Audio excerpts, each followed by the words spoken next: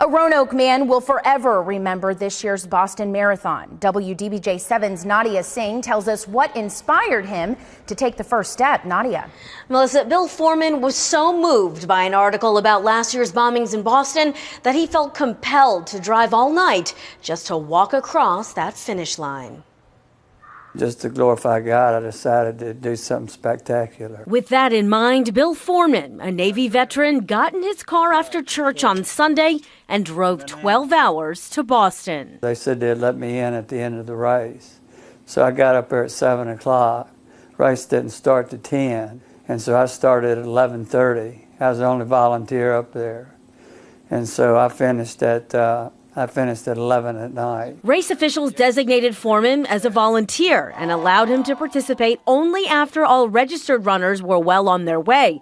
Foreman says his reasons for doing this are simple. Patriotism, respect for Boston and what happened, and show that there's a lot of good side in the world. This spread in Sports Illustrated magazine shows the emotion of last year's tragedy and moved Foreman to action. When I read the article, I said, I can do this.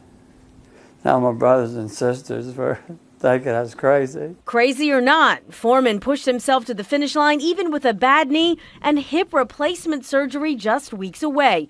But he says he received some special help along the way. Had a guardian angel from Canada, these two couples, that took me the last 3 blocks into the finish line. What Foreman saw Monday moved him to tears. From every age group, to every race group, to every religious group you could think of. And they all were there to have fun and to support the town of Boston. But what moved him the most was what he proved to himself.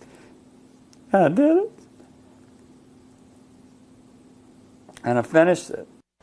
It took Foreman about 12 hours to cross the finish line. He says all the exercise and walking he's doing in preparation for his hip replacement made it easier for him to walk 26.2 miles. Nadia Singh, WDBJ 7.